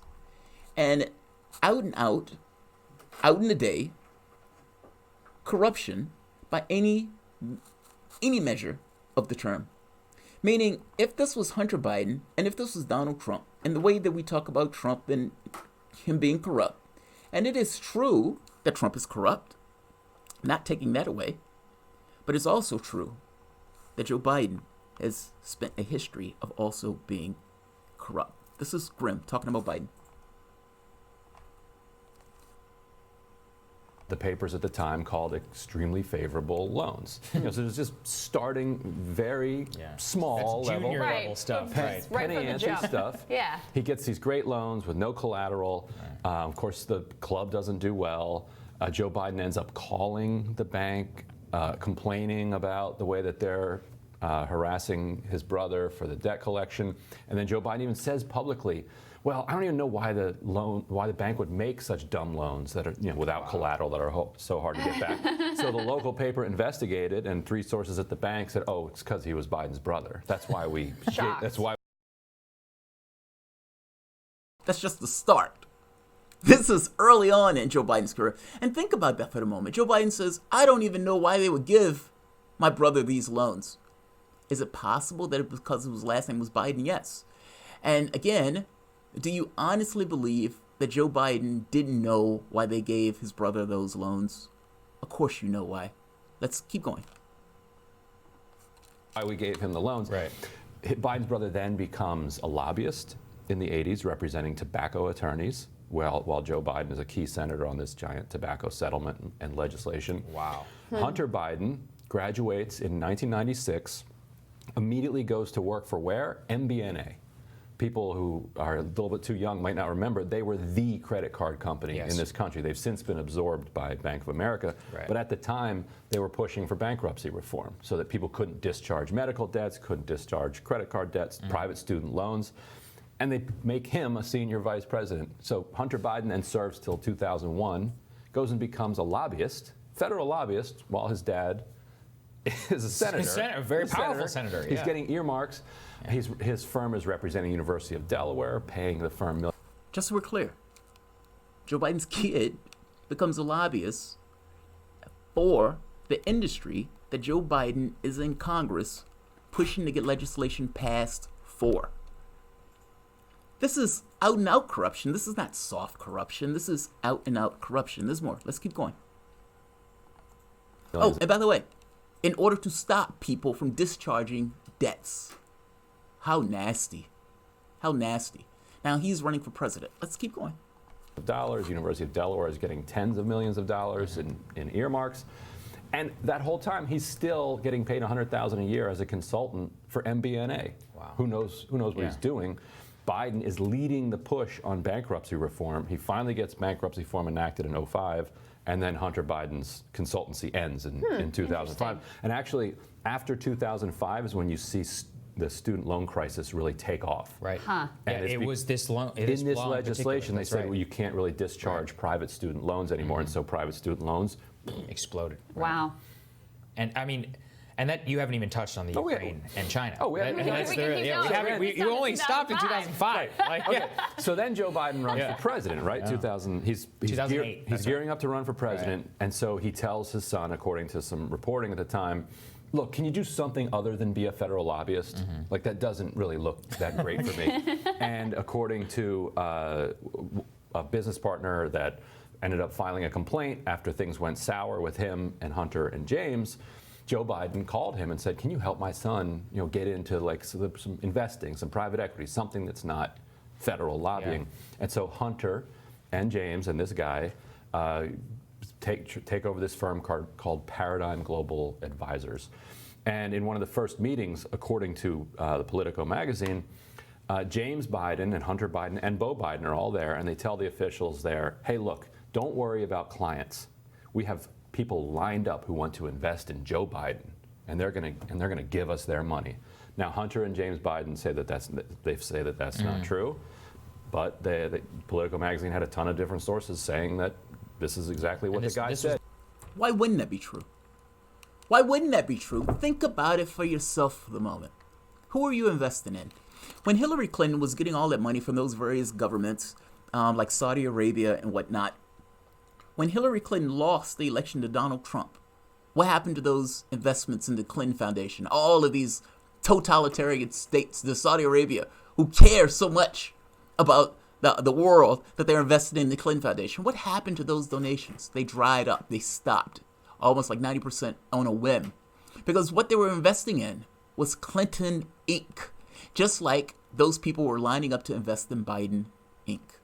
Why wouldn't they? Why wouldn't they? Your dad is vice president. Your dad may be president. And in these other situations where all of these people were dumping money because of Biden, why would that change? It wouldn't. That's exactly why they were investing in that drug addict. They wanted to invest in Joe Biden. Let's keep going. There's more. We haven't even gotten to the Ukraine. The Obama administration and Western allies push over a Ukrainian government They push over the government because they don't like Vladimir Putin, and from a foreign policy standpoint, Ukraine was having somewhat strife, and they worked in order to get that strife to the point where they can create a coup. You have a situation where a submissive Ukrainian government is in need of aid. Biden holds this aid over their head in order to get them to fire a prosecutor that was just so happened to investigate a company that his son was getting $50,000 a month for without any experience. Now, here's the catch. This looks dodgy on its face. Biden's son is working at an energy company, Burisma, which is already massively corrupt. And Biden is the essentially viceroy of the Ukraine. This runs the same pattern that we talked about before, that Ryan was talking about before. This is no different. Let's keep going. Ryan is almost done. The Biden Inc. story. This is Biden. This is James Biden and Hunter Biden getting together in business. Business, of course, explodes. They get involved with Sanford, the Ponzi scheme guy. It's just a complete mess. And so now we're into 2008, 2009. He teams up with John Kerry's stepson, right, to form another private equity firm. And when he gets the offer to be on Burisma's board, this is the Ukrainian gas company, Chris Hines tells him, "Look, man, don't do this. Yeah, looks terrible. Bad look. What are you doing? Yeah. Ukrainian natural gas firm. Your dad is overseeing Ukrainian policy right now. He's the vice president. Why do you think?" And Biden's like, Hunter Biden says, "I'm going to do it anyway." They slap Hunter Biden's face on the front of the website, right. Yep. $50,000 a month. Yep. During this $50,000 a month escapade, he's also going on a crack binge, going in and out of rehab, while he's still getting paid. Right. Like, that's an amazing job. Which is exactly, what... Man, I need to start using crack. Maybe I can get a job getting $50,000 a month. That would be amazing. Ron, do you know any crackheads that was making $50,000 a month with no experience? No experience. Zero experience. They have exciting but very short careers. Yeah, I mean, but he's still doing it. And he came out saying, "Yeah, I'm not going to be corrupt if my dad wins the presidency." Too late, buddy. Too late. When your dad was viceroy, maybe it was a bad look for being head of a company or on the executive board of a company that your dad was viceroy of a company over. And I got to be honest, there are videos where Tom Brokaw is making this exact same argument like a decade ago, where he's saying, talking to Biden, and he's like, "That's not corrupt, or that doesn't look bad that your kid is essentially running a lobbying firm that you are also the head legislator over." This isn't now. This isn't just recent. This is something that has plagued Joe Biden's career. It's only the fact that he's just being vetted over what looks to be massively corrupt. And because the Democratic Party is wanting to eat through Donald Trump, all of this stuff blows up. Donald Trump made $125 million in the third quarter fundraising. Bernie Sanders had the highest for Democrats with $25 million. You know what a lot of the $125 million is used for? To get in the microphone as loud as possible, say Joe Biden is corrupt. And if you're talking about my son is corrupt, Joe Biden is also corrupt. It's not just me, it's also him. And in doing so, make it much harder for Joe Biden to kind of exceed the primary, because he has to deal with this also, not to mention the cognitive glitches. Joe Biden, if he's on the campaign stage dealing with the other candidates in the race, does this come up? And how do you, as Joe Biden, deal with it? Joe Biden has been trying to tell media organizations and other campaigns not to bring this up. But why wouldn't you bring this up? Looking at you, Julian Castro, why wouldn't you bring this up if you're on a debate stage and you're dealing and talking to Joe Biden, and your job in this is to try to win a primary contest? It's true, but I hope they don't start slinging mud, because I've really heard issues. This is all just gossip and nonsense. I'd like them to go to stuff that actually makes a difference to the humans of this great. Joe Biden being corrupt doesn't matter. Everybody's been yelling about Trump. You and I have had conversations where you would say Trump is masterfully corrupt. I am making the point to you that why doesn't apologize for it? That's what Joe Biden doesn't apologize for it either. He doesn't even want people to talk about it. Mm-hmm. Well, corruption should matter, right? Biden is mildly embarrassed about it. But my point is that I don't want to waste the human energy arguing about corruption. Are you serious? We should talk about the real issue. Corruption is not a real issue? Corruption is an issue, but it doesn't cause positive change. We need to get beyond this stuff. The media would like us to argue about stopping corruption. BS. Stopping corruption, at the very least, is a beginning of positive. How does anything positive get accomplished in a system that is massively corrupt? And if a person who's running, to some degree, is a part of that, why should that get a pass? I totally agree, but I do not want to waste the electorate's time arguing about corruption. We can talk about what people could be doing if they weren't corrupt. I don't think Joe should be the candidate, but I would rather see people talking about real things instead of, we could waste all of our time talking about the fact that we all poop in the wrong place off and on, and that's a waste of time. And humans need to plan for a positive future. Trump has us all on the negative jag. That's not where the life is going to be happening. We waste our time throwing mud. We need to say, step aside, Joe, and let's have a conversation, or at least admit to what's going on, so we can have a conversation about the real things that matter. No, the media will keep us throwing mud because that's how they make their money. Get people excited and to stop thinking. That's how they make their money. I agree. They love for us to be just glued to the screen and busy. I agree. That's not what we need. I agree. Unfortunately, corruption is a real thing. Sure it is. It is not a mild or medium thing. I mean, everybody's been screaming at the hilt that Donald Trump is corrupt. I don't understand how corruption gets a pass in the primaries when vetting matters. The whole point of the primary is to vet the candidates. And it is a big deal that you've spent 30 years being corrupt. If that were the case, we wouldn't have Donald Trump as a president. If the whole idea of campaigns would talk about corruption, we wouldn't have the president we have, whose whole history is about doing shady things. You can ask anybody he's been in business with or who knows his business. He is Mr. Shady Things. So why should we accept it now? Meaning, if we get accept it. I just don't mean. Please don't waste the voters' time talking about stuff that's not going to guide us into the future. We can complain about the people who are filthy, filthy people. But we should move to people who can actually do something creative. We can't waste our time on the negatives. That will not move us forward. But the negatives matter. Sure you may have things that for example, Donald Trump pushing to end the TPP. I think it's a positive. Donald Trump pushing to get us out of those countries. I don't think he's doing that. But if he was doing that, that would be a positive. Accentuating those positives while ignoring all of his negatives don't work. Bringing up the negatives matter because bringing up the negatives may essentially end or mar the positives. If the Democratic Party's argument is that Donald Trump is corrupt and you are running a corrupt candidate, it matters that you bring up the fact that that candidate is corrupt. I think corruption is a massive, massive deal. I don't think anything positive gets accomplished in our political space by ignoring corruption. Well, how are you going to make progress if all you do is discuss how many people are corrupt? Let's just say everybody it's not all I do. Is corrupt. And start from there. But everybody's not corrupt. Yes, they are. How is Bernie Sanders corrupt? How is Sanders corrupt? What does Sanders do that's corrupt? Corrupt has done something. Give me one answer. Bernie's done one terrible, terrible thing he can't be forgiven for. He bucks the leadership at the DNC who are wedded to Wall Street. That is a sin. But that's not corrupt. That's not corrupt. Well, as an absolute flat fact, that's not corrupt. That's how a capitalist looks at Bernie. Oh, I didn't say how a capitalist looks at Sanders. No, wait. No, stop. Stop. I didn't say how a capitalist looks at Sanders. I didn't jerry-rig the answer. I asked you bluntly, point blank, we all know what the definition of corruption. I can look it up in a dictionary. What did Sanders do that's corrupt? You said everybody's corrupt. I'm saying that's not true. If I can show you one person who's not, then that kills the notion of the argument. What one thing that Sanders did that was corrupt? Just one. In a society of corrupt people, being not corrupt is corrosive to the system.